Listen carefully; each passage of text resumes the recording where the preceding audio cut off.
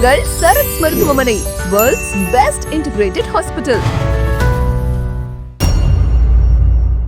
ஜீவிதா ஸ்ரீங்களோட chest pain, back pain, காலுக்கு கீழெல்லாம் குடைச்சல் அந்த மாதிரிலாம் இருந்துட்டு இருந்தது. ஆயுர்வேதா கொடுத்துருக்காங்க, ஹோமியோபதி, அக்குபஞ்சரும் சொன்னனால இப்போ இந்த அக்குபஞ்சர் போட்டதுக்கு அப்புறம் நல்ல ரிலீஃப் இருக்குது. இந்த 7 daysல வந்து நல்ல ரெக்கவரி இருக்குது. கை வந்து எப்பயுமே பெயின் இருக்கும். என்னால் சாப்பாடு எடுத்து சாப்பிட்றதுக்கு கூட ரொம்ப இரிட்டேட்டிங்காக இருக்கும். அது வந்து 1 day எனக்கு க்யூர் ஆயிடுச்சுங்க. டெய்லி இந்த ஃப்ரூட்ஸ்லாம் எடுத்துக்கோங்க அப்படிதான் நீங்கள் சஜஷன் கொடுக்குறாங்க. அதெல்லாமே ரொம்பவே நல்லா இருக்குங்க, பெட்டராக இருக்குது, நல்லா இருக்கு.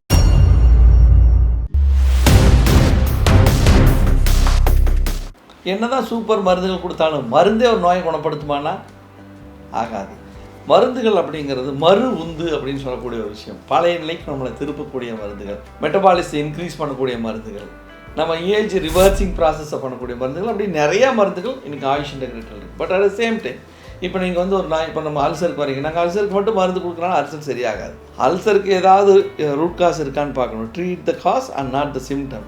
ஸோ ட்ரீட் த காஸ்னால் அதுக்கு என்ன சிம்டம், கரெக்டாக சாப்பிட்றீங்களா, கரெக்டாக உணவுகள் எடுத்துக்கிறீங்களா, எல்லா உணவுகளும் கரெக்டாக எடுத்துக்கிறீங்களாங்கிறதெல்லாம் பார்த்தோம்னாவே என்னன்னு தெரிஞ்சிடும். ஒரு மூட்டு வலி வருது, அதுக்கான ரீசன் என்னங்கிறத, இப்போ வெயிட் அதிகமாக இருக்குங்க, கொஞ்சம் வெயிட்டை குறைங்க, உணவு முறைகளை மாற்றங்கள் செய்யுங்க, மருந்துகள் எடுத்துக்கோங்க. ஸோ மருந்துகள் அப்படிங்கிறது என்றைக்குமே பொறுத்தளவுக்கு எந்த மருந்துகளாக இருந்தாலும் இது முக்கியமான விஷயங்கள் நீங்கள் தெரிஞ்சுக்க வேண்டியது. நிறைய பேர் சொல்லுவாங்க, இந்த மருந்து அவர் சாப்பிட்டா நல்லா இருக்குது, ஆனால் எனக்கு என்னமோ சரியாக வரலைன்னா உங்கள் மனநிலை அப்படியா இருக்கலாம், உங்களுடைய உணவு முறை தவறாக இருக்கலாம், உங்களுடைய பயிற்சி முறை தவறாக இருக்கலாம், உங்களுடைய உடல் அமைப்பு சரியாக இல்லாமல் இருக்கலாம், ஏதாவது ஒரு விஷயத்தில் நீங்கள் தவறு பண்ணுவீங்களா இருக்கலாம். ஸோ தவறுகள் இல்லாமல் நம்ம அதை கரெக்டாக கொண்டு போகணும். முதல்ல மருந்துகள் அப்படிங்கும்போது மருந்து, உணவு, என்ன வகையான உணவுகள் நம்ம எடுத்துக்கணும், அது சிறப்பான டயட்டீஷியன் கரெக்டாக கொடுக்கணும்.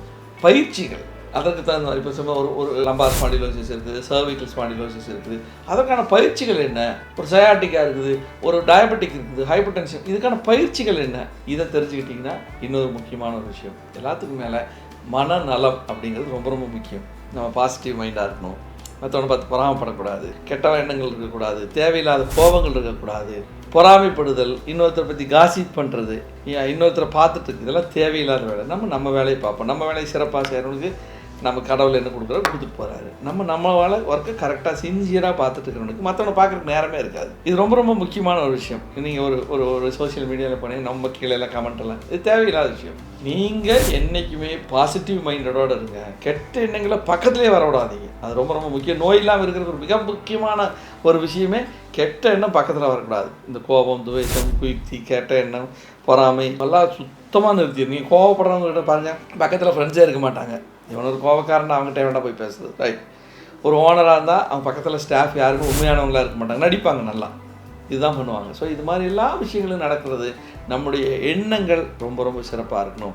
ஹோமியோபதியில் ஃபஸ்ட்டு நோய்க்கான காரணம் என்னென்னா சோரா, மைண்ட், மனம் அப்படின்னு தான் சொல்கிறாங்க. ஸோ மனத்தை கரெக்டாக வச்சுக்கோங்க, நல்ல நேர்மறை சிந்தனையோடு இருங்க, நல்ல எண்ணங்களோட எனக்கு நோய் நல்லா குணமாகும். தேர்ந்தெடுக்கும் பொழுதே நல்ல மருந்துகளை, நல்ல உணவுகளை, நல்ல பாசிட்டிவாக திரும்புங்க, நல்லா சிரிங்க, மற்றவங்களை பாராட்டுங்க, நன்றி கூறுங்கள். ரொம்ப முக்கியமான விஷயம் பாராட்டுதலும் நன்றி கூறுறதுமே. நிறையா விஷயங்கள் வாழ்க வளமுடன் அப்படின்னு எதுக்கு சொல்கிறோம்.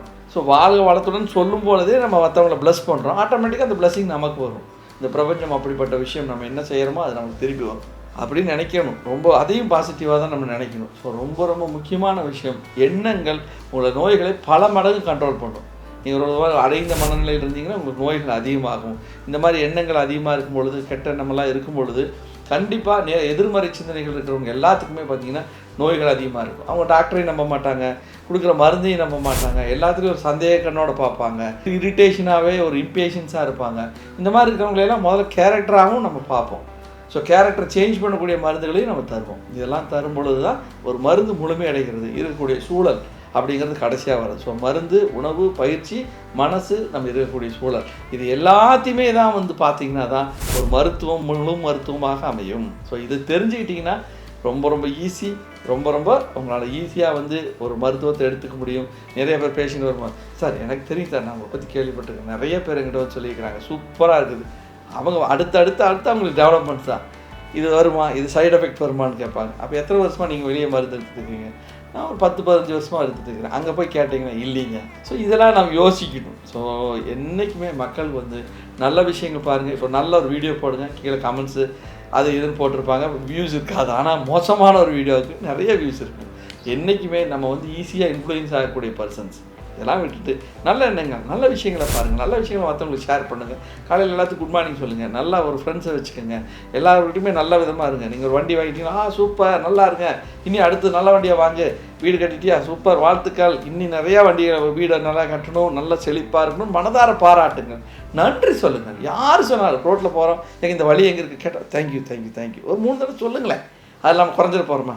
இப்படியாவது நல்ல விஷயங்களை பாராட்டும் போது நோய்கள் பல மடங்கு டாக்டர்கிட்டே வர வேண்டியதில்லை. ஒரு சில விஷயங்களை தெரிஞ்சு நீங்கள் நோயில்லாத வாழ்க்கைக்கு வர முடியும். இது நிறையா ஆராய்ச்சிகள் இருக்குது. அதை பற்றி இப்போ எதுனா ஹேவார்ட் யூனிவர்சிட்டியில் கூட ஒரு ஆராய்ச்சிகள் இதெல்லாம் பண்ணியிருக்கிறாங்க. ஈவன் ஒரு ஆட்டோஇம்யூன் டிசீஸ் வெறும் மனசை நல்ல சிரிப்பு ஃப்ரெண்ட்ஸோடு இருக்கும்போதே சரியானதாக ஒரு பெரிய லிட்ரேச்சர் இருக்குது. ஸோ அந்த மாதிரி நிறையா விஷயங்கள் இருக்குது. ஸோ மனசை எப்பவுமே ஆரோக்கியமாக வச்சுக்கோங்க, எங்கே வச்சுக்கோங்க, மற்றவங்களை வாழ்த்துங்கள், மற்றவங்க நன்றி சொல்லுங்கள், மற்றவங்களை நேசியுங்கள். அது ரொம்ப ரொம்ப முக்கியமான ஒரு விஷயம். இப்படி பண்ணிங்கன்னா நோய்கள் காணாமல் போயிடும். நன்றி. The first duty of the doctor is to educate people not to take lifetime medication unnecessarily. And if it is necessary, that should be without side effect. இதுதான் எங்களோட கான்செப்ட். 6 மாவட்டங்கள், 6 கிளைகள், 50க்கும் மேற்பட்ட மருத்துவர்கள், சமரசமில்லாத சுத்தமான மருந்துகள், உள்நோயாளிகள் பிரிவு, ஹைடெக் லேப் வசதி, யோகா, பஞ்சகர்மா, நோய்க்கு ஏற்றாற் போல அனைத்து ஆயுஷ் சிகிச்சை முறைகள், 23 வருட மருத்துவ சேவையில் பல லட்ச நோயாளிகளை சுகப்படுத்தி இன்றும் மருத்துவ சேவையில் உங்கள் சரண்ஸ் மருத்துவமனை, வேர்ல்ட்ஸ் பெஸ்ட் இன்டிகிரேட்டட் ஹாஸ்பிட்டல்.